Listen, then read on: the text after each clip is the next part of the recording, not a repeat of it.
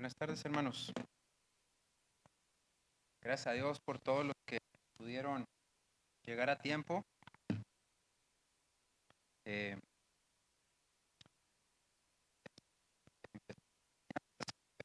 Quiero decir y expresar que es un privilegio, hermano, para mí estar siempre compartiendo la palabra.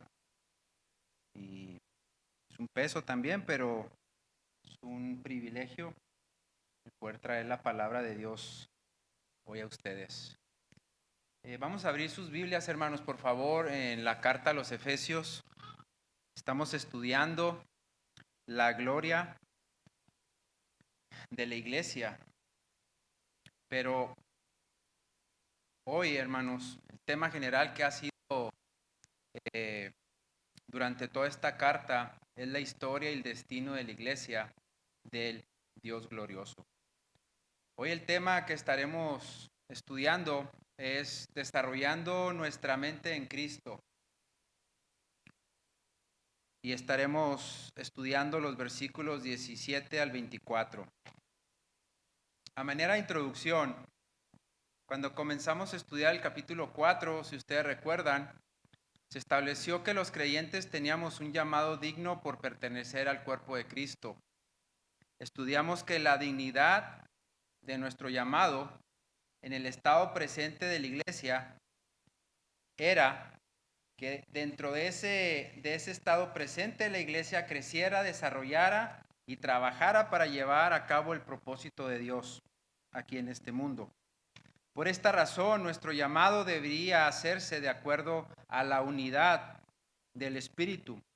Y la unidad del Espíritu, como lo estudiamos, era guardar aquello que produce el Espíritu del Señor dentro del cuerpo espiritual de la iglesia y de los miembros.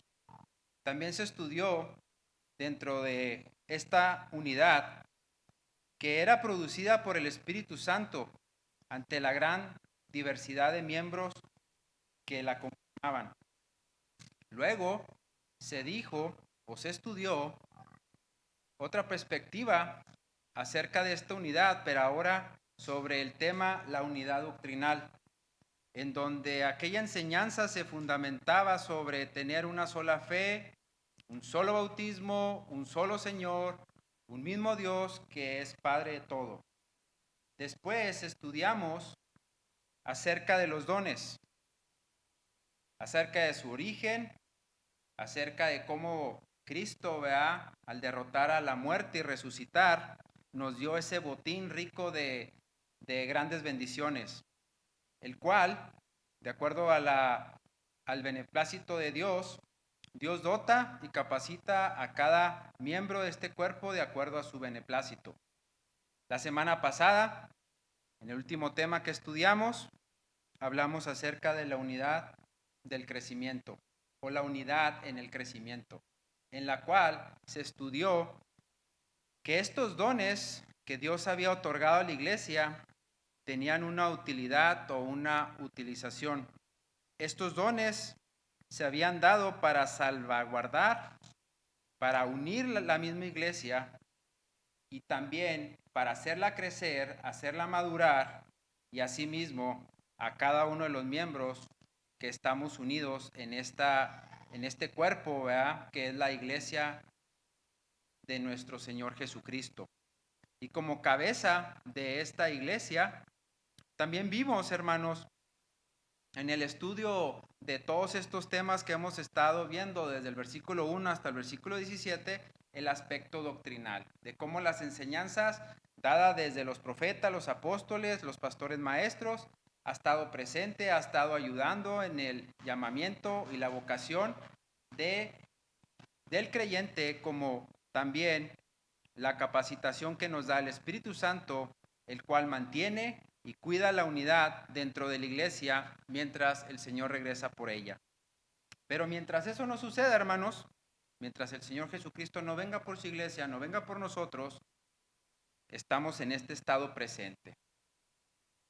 Y es por eso que cada miembro está unido, está vinculado en este mismo cuerpo, y entre todos los miembros debemos desarrollarnos, debemos crecer, debemos madurar a fin de que cada miembro dentro de este cuerpo ejercite su función para la edificación del cuerpo de Cristo. Ese es por así decirlo, el resumen de todo lo que hemos visto en estos quizás 6 semanas, ¿no? Pero antes de empezar mi tema, quisiera hacerles una pregunta. ¿Debería ser suficiente, hermanos, todo esto que hemos aprendido hasta ahora para contrarrestar la corriente del pensamiento de este mundo? ¿Debería ser suficiente? O les pregunto de otra manera, hasta lo que hemos aprendido hoy, ¿podemos ver claramente un contraste entre un creyente y un no creyente? La semana pasada hablamos de que quizás seamos o pudiéramos estar viviendo o siendo un cuerpo todavía como iglesia inmaduro, deformes. ¿Sí recuerdan ese último tema que vimos la semana pasada? Si su respuesta es sí, entonces yo les haría una pregunta más. ¿Cómo luciría entonces estas diferencias entre el andar y el pensar actual a como éramos antes? Les vuelvo a decir, si recuerdan lo último que estudiamos la semana pasada, se estudió cómo debería lucir la iglesia de Cristo. Y se habló que muy posiblemente pudiéramos ser un cuerpo incompleto, o un cuerpo deforme, o un cuerpo inmaduro. Muy posiblemente no seamos tampoco la excepción. Es decir, puede ser que esta problemática se encuentre en muchas iglesias, no solamente en la nuestra. Pero también muy posiblemente, hermanos, nos falta mucho para estar a la medida que debemos estar en Cristo.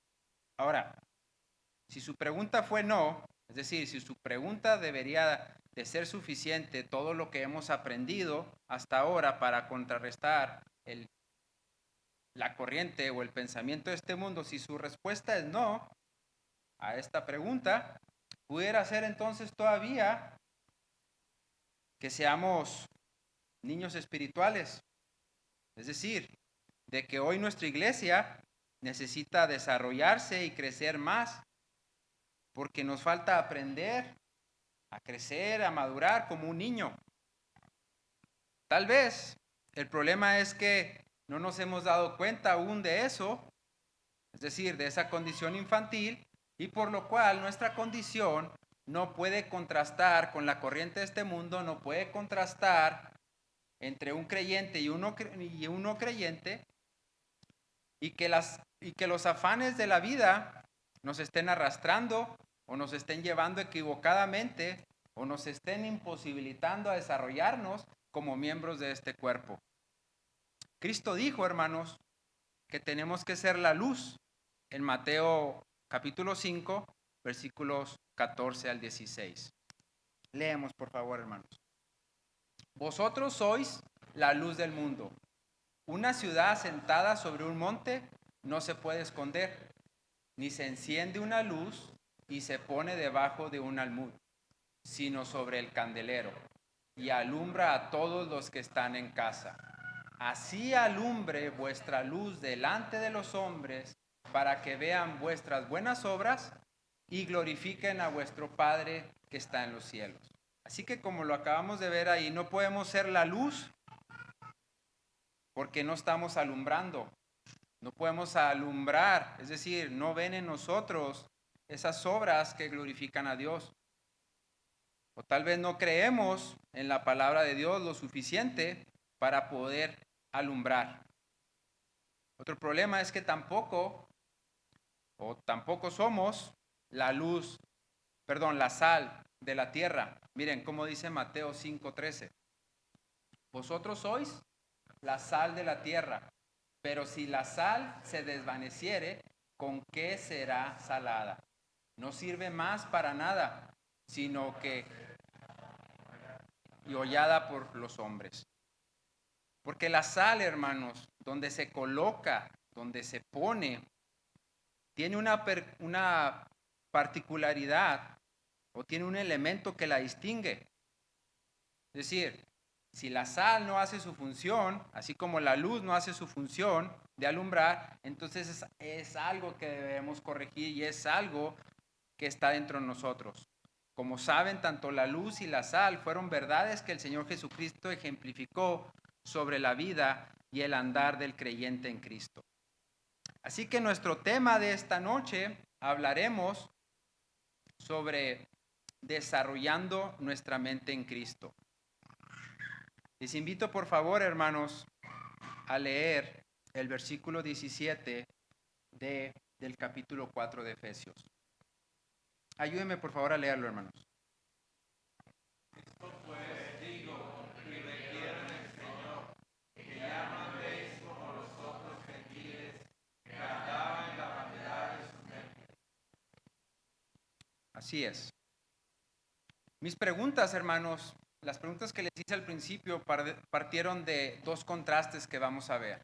Vamos a estudiar del versículo 17 hasta el versículo 19. Y del versículo 20 al versículo 24 vamos a ver los dos contrastes. En la primera parte, es decir, lo que vamos a ver ahorita, es cómo luce una vida apartada de Cristo. Es decir, una vida que no está en el cuerpo de Cristo. Estudiaremos sus problemáticas, las causas y las consecuencias del por qué no pueden o no tienen una mente desarrollándose en Cristo. En el versículo 17, como acabamos de leer, ¿sí? Dice Pablo, esto pues digo y afirmo juntamente con el Señor, que ustedes ya no anden así como andan también los gentiles en la vanidad de su mente. Y aquí, hermanos, responderemos a la primera pregunta o a la primer parte de esta mitad, planteando el problema que pudiera haber. El apóstol nuevamente hace alusión a un andar. Ahí dice, ya no andéis como los gentiles o como los otros gentiles que andan en la vanidad de su mente. Al inicio del versículo, al inicio del capítulo 4, Pablo habla sobre este andar. Dice, yo expreso en el Señor, os ruego que andéis como es digno de la vocación con que fuisteis llamados. Es decir, este andar o este digno llamamiento que el creyente tiene resalta nuevamente en los versículos en el capítulo 17 que estamos estudiando. Este andar, hermanos, es importante que Pablo lo vuelva a mencionar aquí, porque nuevamente hace énfasis sobre nuestra vocación, sobre nuestro llamamiento, lo cual es posible porque somos miembros y pertenecemos al mismo cuerpo. Y volver a recordar este caminar es manifestar esa parte doctrinal que el apóstol desarrolló desde el versículo 1 hasta el versículo 16. Así que Pablo lo hace ahora invistiéndose de la autoridad conferida como apóstol de Cristo para reafirmar y testificar que un creyente no puede andar, ni comportarse, ni conducirse como lo hacen los creyentes. Es decir, no es un llamado opcional lo que Pablo está afirmando aquí. No pueden andar igual o en similitud como andan los gentiles de este mundo, porque el creyente ya permanece unido a Cristo. Así pues, este andar debe ser diferente, con obras de luz, con obras de verdad, como ya lo hablamos anteriormente. Nuestra vida, hermanos, no tiene que parecerse a la de los gentiles, tiene que ser totalmente diferente. Y el Señor Jesucristo habló de practicar la verdad y hacer manifiestas nuestras obras, porque eso evidencia la luz y la verdad que hay en nosotros, como dice Juan 3:21. Ayúdeme a leer, por favor, ese hermano. El que practica la verdad viene a la luz, para que sea manifiesto que sus obras son hechas en Dios. Así es, mas el que practica la verdad viene a la luz para que sean manifiestas sus obras hechas en Dios. Pablo exhorta aquí, hermanos, a que el problema de no comportarse o andar más bien como andan los gentiles, eso es lo que producirá la razón o la raíz de la conducta del andar. Porque Pablo dice, ya que ustedes no anden así como andan los gentiles en la vanidad de su mente.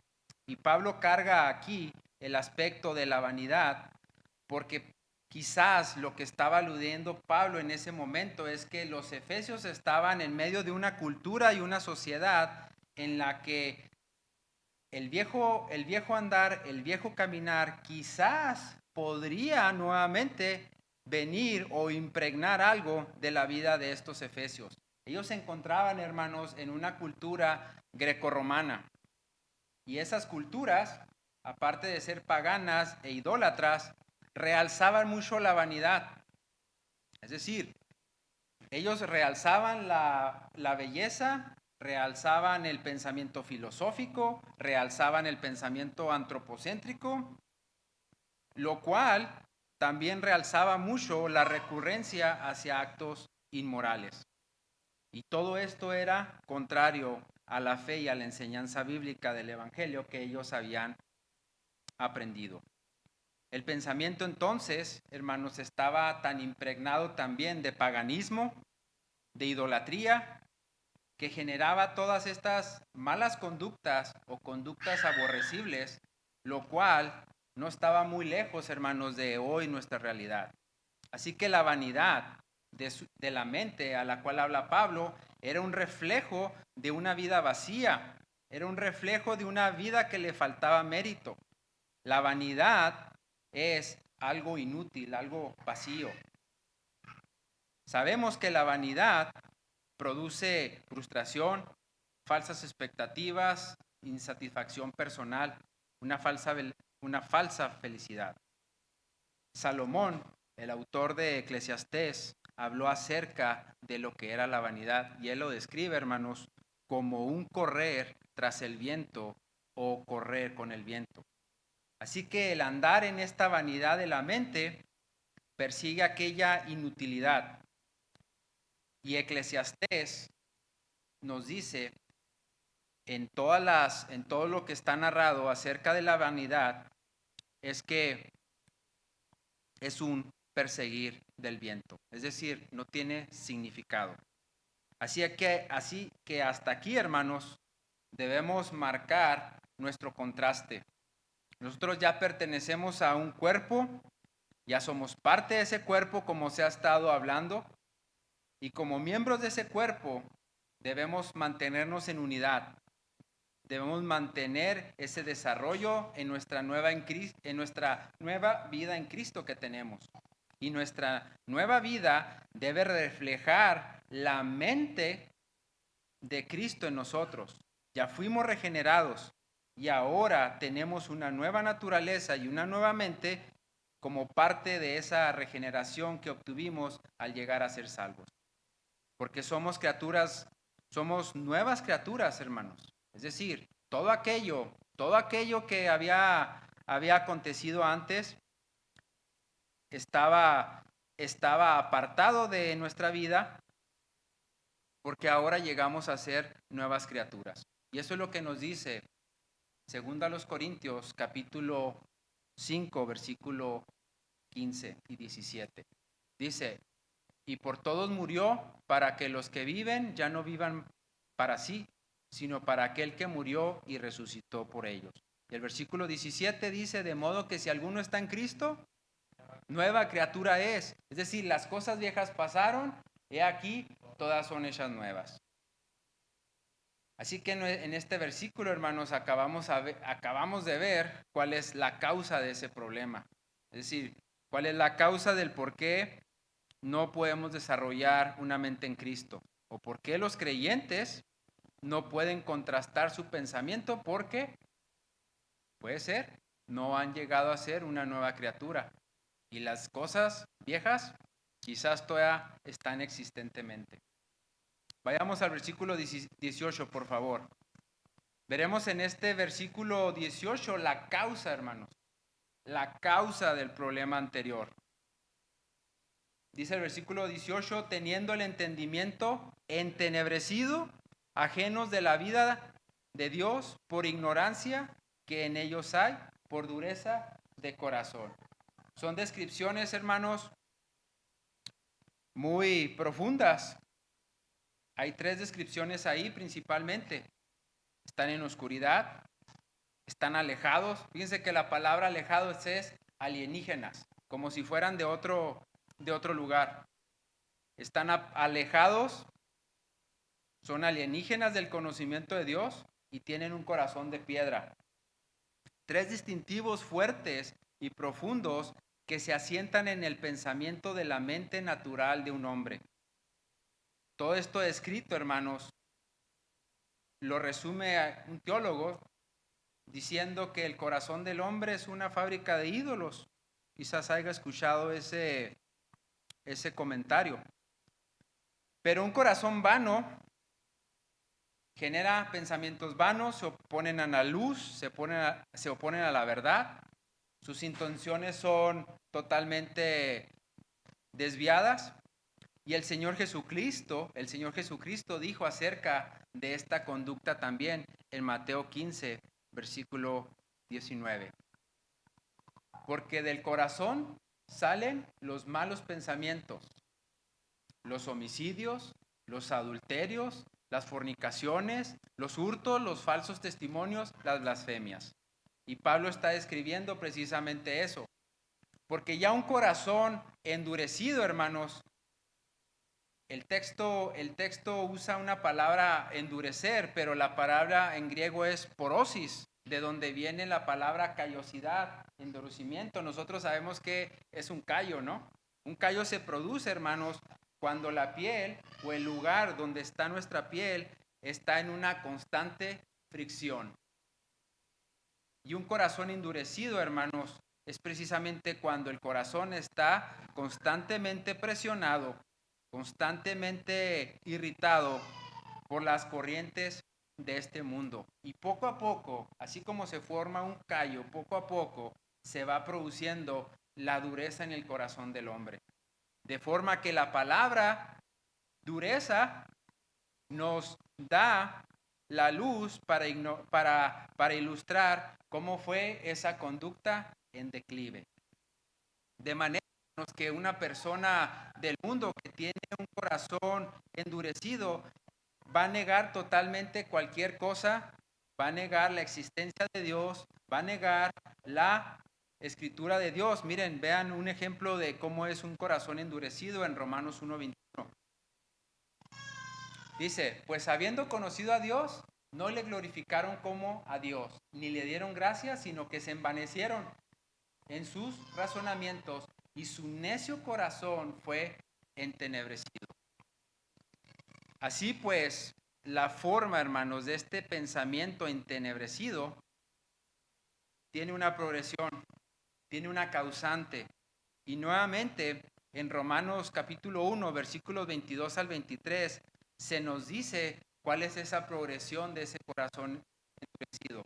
Romanos capítulo 1, versículos 22 al 23. Ahí está.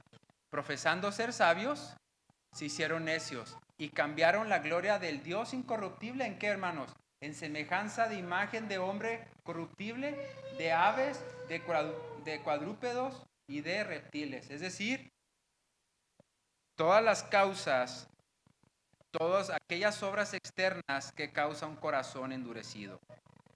Así que, hermanos, este endurecimiento, como les dije, esta callosidad en la mente, en el corazón de una persona, va a empujarle poco a poco a ir cediendo a las presiones, a las vanidades, a la satisfacción personal y poco a poco lo irá orillando hasta que quede con una mente totalmente entenebrecida, en tinieblas y no pueda, hermanos, desarrollar una mente en Cristo. Y eso es un peligro para nosotros también, en que poco a poco un creyente va a ir cediendo al pecado, el pecado va a ir ganando terreno y por eso, hermanos, debemos de tener aquí cuidado y es una advertencia del apóstol Pablo de que si nosotros estamos en este caminar o en este andar, nos arrepintamos, pidamos perdón a Dios por ello. Todavía estamos a tiempo de ello. El siguiente versículo entonces nos dará las consecuencias. Ya vimos el problema, ya vimos las causas y ahora veremos las consecuencias. Las consecuencias, hermanos, impiden que se desarrolle una mente en Cristo. Versículo 19 dice, los cuales después que perdieron, ¿qué dice? Toda sensibilidad, se entregaron a la lascivia para cometer con avidez toda clase de impurezas. Es decir, es una degeneración, un retroceso. Y Pablo nombra estas consecuencias, hermanos, después de todas las causas anteriores. Y el problema es que se va perdiendo toda sensibilidad. Y por eso es causado porque hay un corazón engrosado, un corazón calloso, un corazón duro. Lo cual, hermanos, al igual que en un corazón humano, es decir, en el órgano humano, eso impide que un corazón que tenga este padecimiento ya no bombee la sangre necesaria a todos los miembros del otro cuerpo y va apagando poco a poco la sensibilidad o el sentido, va apagando el dolor, es decir, ya no le causa ninguna mala conciencia el pecar, va apartándose poco a poco. Y ese redarguir que antes le podía, ese redarguir de la conciencia que tiene el hombre natural en su corazón, ahora le parece como algo apático. ¿Por qué? Porque ha estado apagando esa ley que está en sus corazones. De manera que el pecado, hermanos, causa todo esto, causa esta apatía, causa esta insensibilidad y lleva a pasiones corrompidas y corruptas, como lo mencionó ahorita el texto de Romanos 1:24. Vamos al texto de Romanos 1:24, por favor. Por lo cual, también Dios, ¿qué dice? Los entregó a la inmundicia, a las concupiscencias de sus corazones, de modo que deshonraron entre sus propios cuerpos. Deja este versículo ahí, porque esta consecuencia, hermanos, de esta insensibilidad está sentada en dos pecados escandalosos. Nuestro versículo 18 dice que ellos se entregaron por ignorancia, en el versículo 19 se entregaron a la lascivia. ¿Para qué? Para cometer avidez de toda clase de pecados. Y eso es toda clase de impureza. Así que, hermanos, un corazón en esta condición ya no tiene límites. ¿Por qué? Porque cometen toda clase de impureza. Ya no hay límites en este mundo.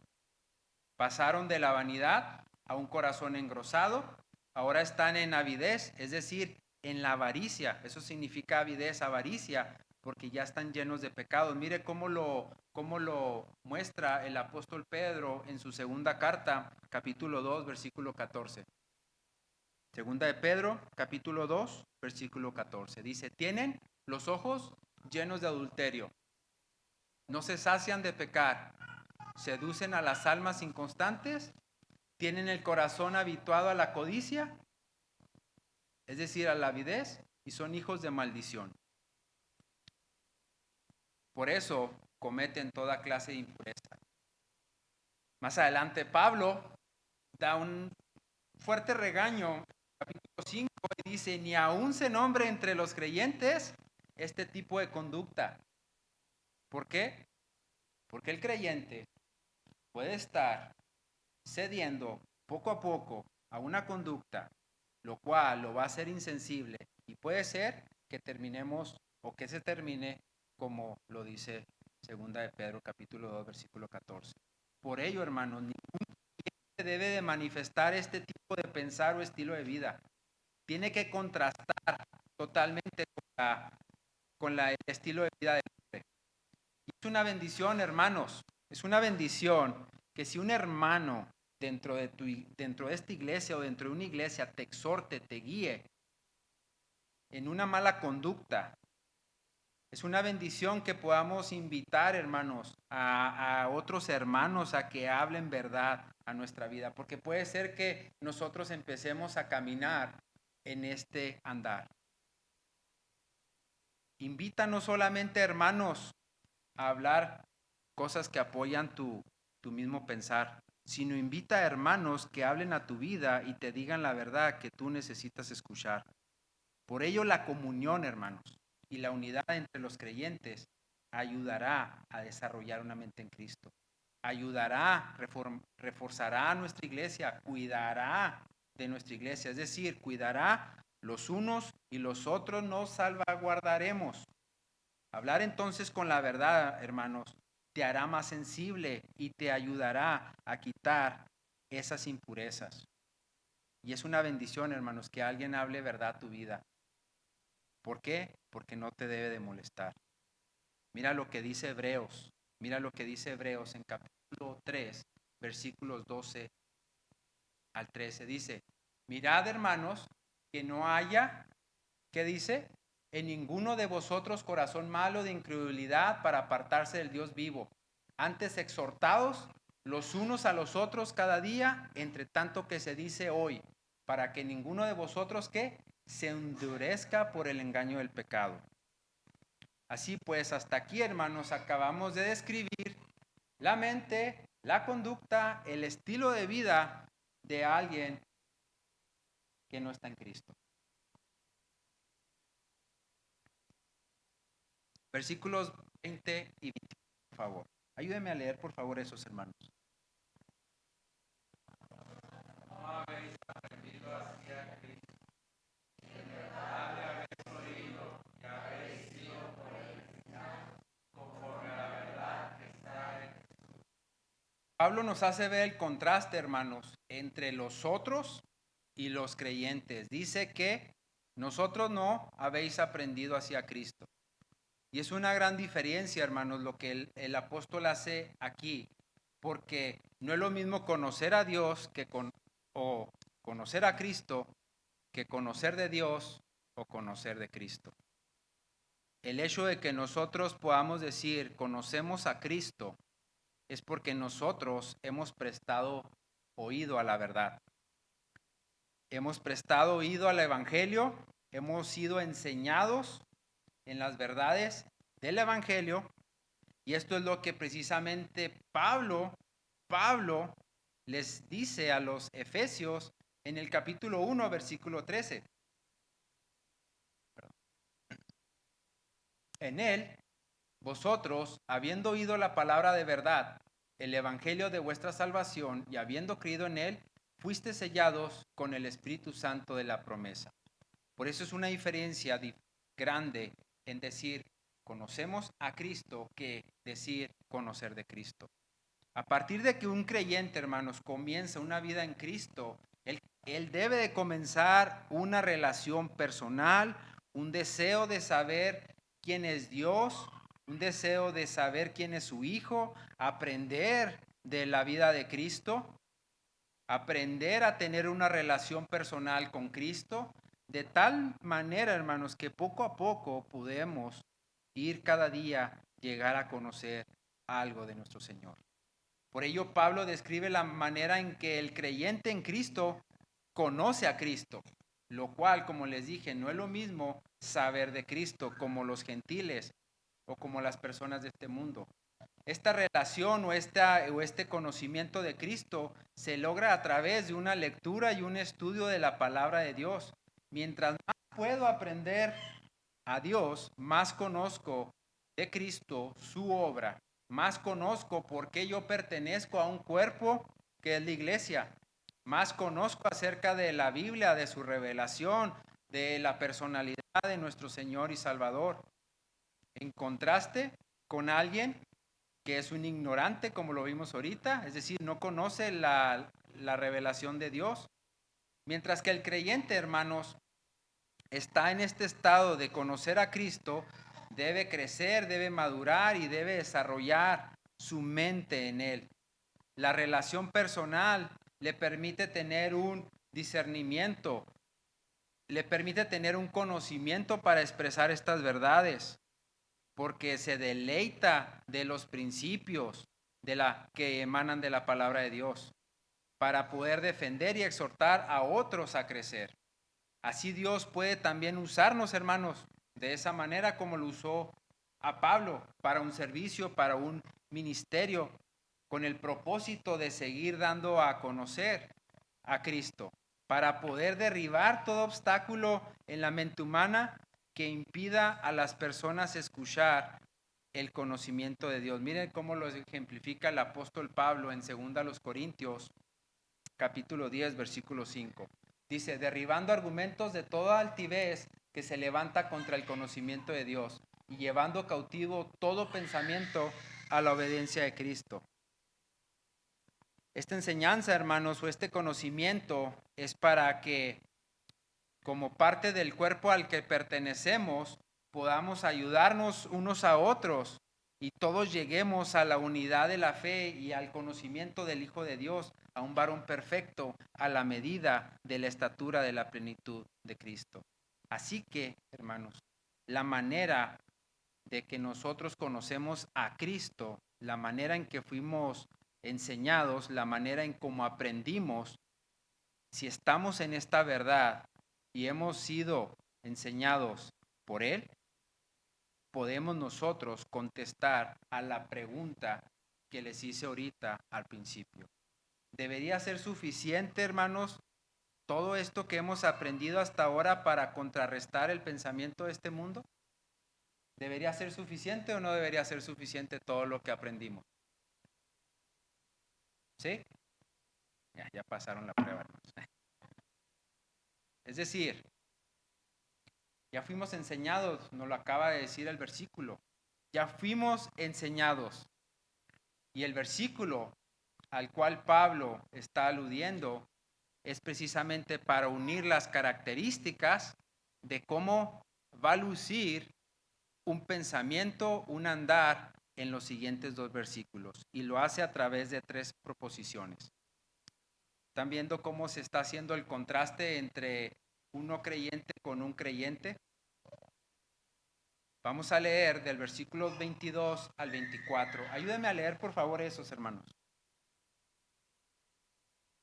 En cuanto a la pasada manera de vivir, despojaos del viejo hombre que está vacío conforme a los deseos engañosos, y renovaos en el espíritu de vuestra mente, y vestidos del nuevo hombre, creados según Dios en la justicia examinada de la verdad. En el versículo 22 se nos habla de despojarnos del viejo hombre. Como mencioné anteriormente, la proposición anterior, es decir, ese conocimiento, ese andar en la verdad, está vinculado a este versículo. Es decir, en el versículo 21 nos había enseñado o había dicho el apóstol Pablo que habíamos sido enseñados. ¿Sí? Si en verdad lo habéis oído y habéis sido por él enseñados, entonces eso nos ayudará a despojarnos del viejo hombre. Los efesios ya habían escuchado y aprendido esto de qué era acerca de Cristo. Habían aprendido la verdad del Evangelio, había una transformación en su vida, había un pensamiento nuevo, pero ahora todo eso que habían aprendido lo tenían que aplicar en su vida para despojarse de esa vieja vida. Porque esa vieja naturaleza o ese hombre muerto ya había sido crucificado. Hay dos versículos que nos hablan acerca de esta verdad. Que nuestra vieja vida fue crucificada en Cristo y nuestra carne fue crucificada también. Miren, Romanos capítulo 6, versículo 6 nos dice acerca de esto. Sabiendo esto, que nuestro ¿qué? Viejo hombre fue crucificado juntamente con él, para que el cuerpo del pecado sea destruido, a fin de que ya no sirvamos más al pecado.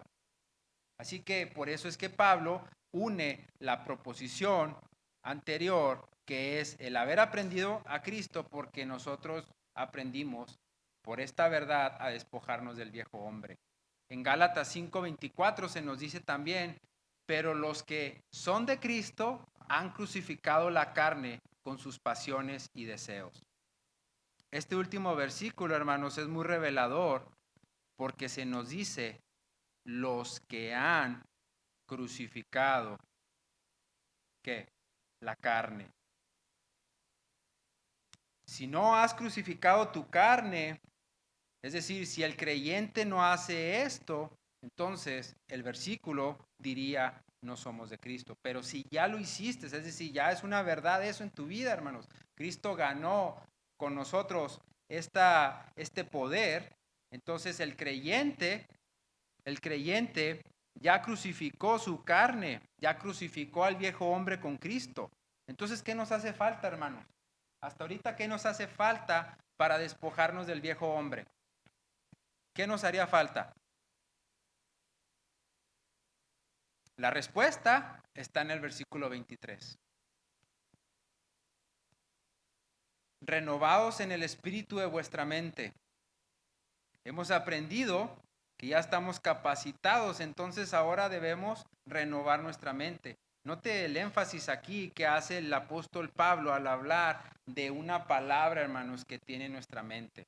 Es un pasaje difícil porque nos dice que nuestra mente tiene un espíritu.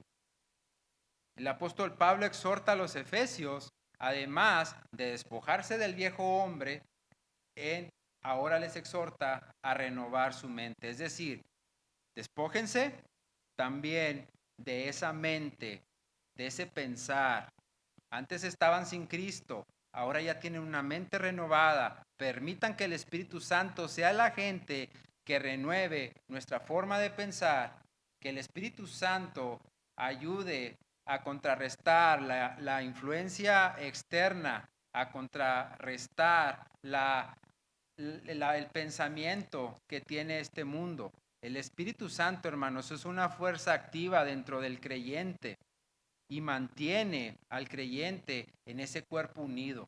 Así pues, el creyente puede renovar su mente cuando el Espíritu Santo trabaja en él, el Espíritu Santo lo capacita, el Espíritu Santo le ayuda a resistir esos pecados engañosos o esos deseos engañosos.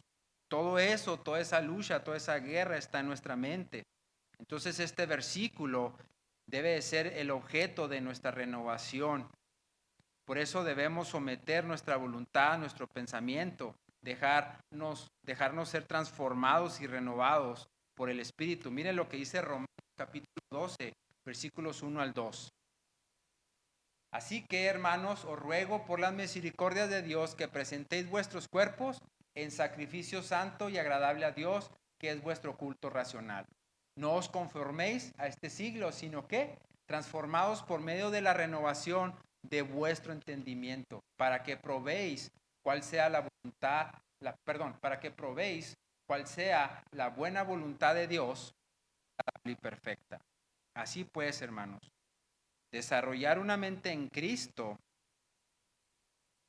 el primer paso para desarrollar una mente en Cristo es despojarnos del viejo hombre y ahora renovar nuestra mente porque pertenecemos a un cuerpo y estamos unidos en el Espíritu. Lo contrario de hacerlo ya lo dijimos, pero si no lo hacemos, hermanos, si no permitimos al Espíritu Santo realizar esa obra santificadora progresiva en nuestra vida, de que el Espíritu Santo penetre todo nuestro ser, penetre todo nuestro sentir, todo nuestro cuerpo, toda nuestra alma, todo eso lo sujetamos, debemos de sujetarnos al Espíritu de Dios y pueda reemplazar esos pecados pecaminosos por su palabra. Así que en este último versículo, hermanos, de esta noche, veremos la forma o la enseñanza del despojarnos del viejo hombre, su mente, pero ahora lo veremos de acuerdo al vestir que debe de lucir un creyente. Ese vestir es una nueva imagen en Cristo, es una nueva naturaleza que tenemos en Él.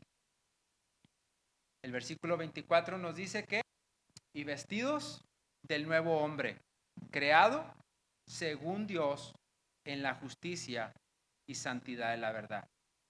Estos tres versículos, hermanos, que acabamos de ver, cada uno se podría separar y hacer una enseñanza más profunda, más extensa, pero nos daría más tiempo para cubrir. Así que ahora Pablo finaliza cómo debe lucir el nuevo hombre en Cristo. Desde el versículo 20, como ya les dije, Pablo habla de cómo fuimos nosotros enseñados y contrasta aquella parte de aquel pensamiento de aquel hombre con nosotros que tenemos ahora una identidad en Cristo. Aquí el apóstol Pablo en el versículo 24 menciona tres perfecciones: la justicia, la santidad y la verdad. Eso refleja, hermanos, el carácter perfecto de Dios, ese carácter que nos dio a nosotros en su imagen. Nosotros, el hombre fue creado a imagen y semejanza de Dios en el Edén. Esa imagen, o como la palabra es ícono, ahora en Cristo es restaurada. Esa imagen es restaurada a través de la obra de expiación, de salvación y redención, para asegurarnos un lugar dentro del glorioso destino de la iglesia. De manera que Dios produce esta identidad cuando el creyente es un creyente nacido en Cristo. Y es el propósito, hermanos, de la iglesia. Es el propósito que Dios tiene para su iglesia. Que todos los miembros que la conforman, que todos los miembros que pertenecemos a la iglesia, tengamos esa imagen y semejanza de Dios. Mire lo que dice Colosenses 3, versículo 10. Y revestido del nuevo, es decir, del nuevo hombre, del cual, conforme a la imagen del que lo creó, sea renovado hasta el conocimiento pleno. Ese conocimiento pleno, hermanos, será cuando nosotros estemos ya en un cuerpo glorificado, es decir, cuando el pecado ya no tenga en nosotros la injerencia o la presión que tiene aquí en este mundo con nosotros. Los creyentes ahora no solo hemos cambiado nuestra vestimenta, ya fuimos también cambiados de nuestra forma de pensar, pero lo más glorioso, hermanos, lo más glorioso es que ya hemos sido hechos a esta imagen y semejanza de Dios. Ya tenemos una nueva identidad en Cristo. La imagen de Dios está siendo renovada constantemente en nuestra conciencia, en nuestro interior, en nuestra forma de pensar. Y eso es producido por una relación cercana cada día más con Dios, con su Hijo y con su palabra. Así que la imagen de Dios nos da dos características fundamentales para ser hechos un nuevo hombre. La justicia nos capacita para que tengamos la rectitud moral y que de acuerdo a esta rectitud moral nosotros emulemos o podamos ser la imagen de lo que es la palabra de Dios y su voluntad divina. La santidad, hermanos, implica que ahora nosotros como santos, es decir, creyentes apartados, somos parte de un cuerpo, ya no vivimos en el mundo, ahora estamos unidos al Espíritu Santo. Por eso es que debemos vivir en santidad, es decir, apartados para la gloria de Dios y fuera de las impurezas, fuera de la presión de este mundo. Sabemos que no podemos salir de este mundo, hermanos, pero no podemos dejar que el mundo esté en nosotros. Es decir, tenemos que sacar al mundo de nosotros. Por lo que la verdad es el fundamento sobre el cual nuestra mente debe de ser desarrollada, porque tenemos una nueva vida, la cual nos ha permitido distinguirnos, contrarrestar eficazmente el pensamiento del mundo, buscando siempre la guía y la dirección de nuestras vidas por la palabra de Dios. Así que, hermanos, el poder desarrollar una mente en Cristo es precisamente cuando nosotros nos quitemos de nuestra mente, nos quitemos de nuestro cuerpo todo eso que ya fue dado por el Señor Jesucristo cuando fuimos renacidos en una esperanza en gloria. Podemos desarrollar nuestra mente en Cristo para pertenecer y permanecer a Él como una consecuencia de una vida transformada para contrarrestar la corriente de este mundo. Les invito a orar, por favor. Amado Padre Celestial, gracias, Señor, por el privilegio, Señor, de poder estar delante de ti hoy esta noche. Gracias por esa oportunidad de poder, Señor, escudriñar tu palabra, de poder, Señor, entender con nuestra mente finita, Señor, esas verdades que emanan de ella. Te pedimos, Señor, que cada día podamos ser renovados, que nuestro viejo hombre, Señor, no tenga ninguna injerencia, que nuestra mente, Señor, carnal, no se sobreponga, Señor, con la nueva mente que tenemos en Cristo.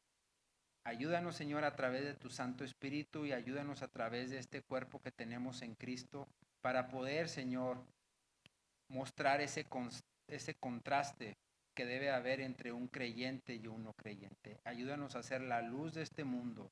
Ayúdanos a ser la sal de este mundo. Capacítanos cada día, Señor, para poder entregar nuestro pensamiento a ti, nuestra voluntad a ti. A fin, Padre, de que nuestras obras, nuestro acto, nuestro pensar sea luz, sea verdad, sea justicia, sea santidad. Te pedimos, Señor, que si no lo hemos hecho o estamos, Señor, insensibles a ello, el Espíritu Santo, Señor, nos redarguya y hable a nuestro corazón, hable en este día, Señor, para poder entregar cada mal pensamiento, cada mal acto, Señor, a ti, a fin, Señor, de que esas impurezas nos vayan limpiando, Señor, y cada día nos presentemos como un olor fragante a ti, Señor. Te pedimos por cada hermano, te pedimos por aquellos, Señor, que nos están escuchando. Pedimos que tú hagas la obra, Señor, que has encomendado a esta iglesia. En todo ello nos ponemos en el hueco de tu mano, en el nombre precioso de tu Hijo, nuestro Señor y Salvador. Amén.